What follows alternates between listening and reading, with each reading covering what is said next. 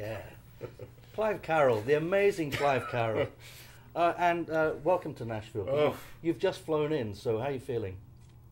I don't know what day it is. Well, it's it's very early in the morning, and I've been up since about 6. But well, it's an honour to be asked to sit on the sofa with you, Martin. Well, welcome to the Guitar Conversations sofa.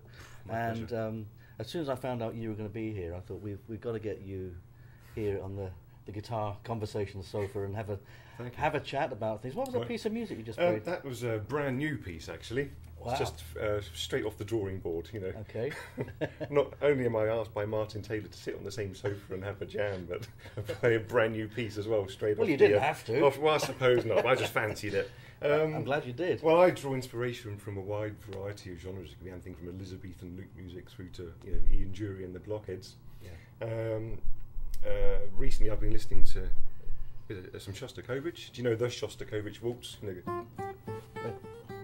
All right, yeah. That kind of thing. And also, I'm a great fan of a Romanian folk band called the Tarafta Haiduks. Oh, yeah. So it's just kind of a mixture of those two were the inspiration for this waltz of mine.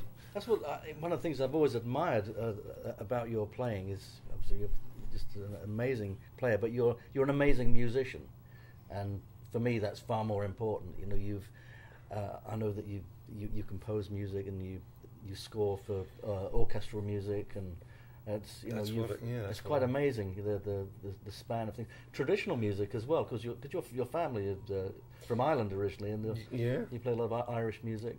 Yeah, my mum plays the accordion, and she sings all the old Irish ballads. You were the kind of the Partridge family, weren't you? It was good. Of Irish music. It was great. I mean, what an upbringing. You know, obviously, I was really into music, and coincidentally, my family were playing gigs all the time as well. You know. So were you doing gigs with all you going out? Well, it started dances and things. It started out as there was my mum playing accordion and singing, and my dad played clawhammer banjo, kind of Appalachian style. Yeah. And, he played electric bass as well. Sadly, he died in 2008. And then they had a friend called Phil, who played banjos and guitars and things, and they played in Irish pubs and clubs all over Essex, and occasionally into London and Suffolk, right. that kind of You'd area. have played the Archway Tavern, I would imagine. The Archway Tavern, that was the big Irish pub I remember in North London. My dad used to play there. College years, yeah, right. God, what a shocker. So then after that, my parents were doing gigs, but they were also the people that occasionally put up touring musicians. Oh yeah. And also my dad repaired guitars and he made banjos.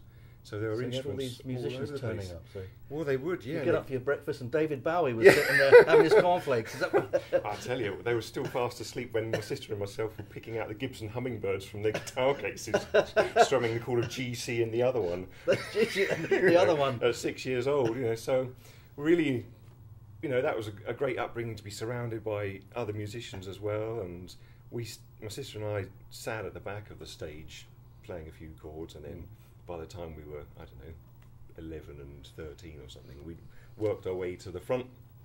And I was, really into, I was a teenager in the 90s, right? So if people ask what your influences are, you might hear the names, Chet Atkins or Merle Travis or Eric Clapton or Jimi Hendrix or something.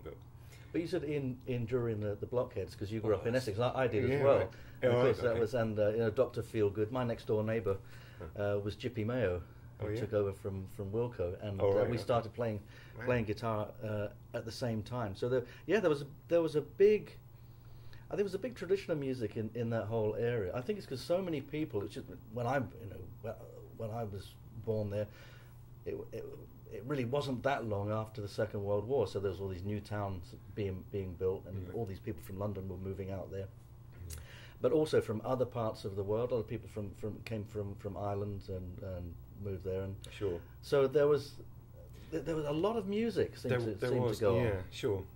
And my parents played those Irish pubs and clubs around the area.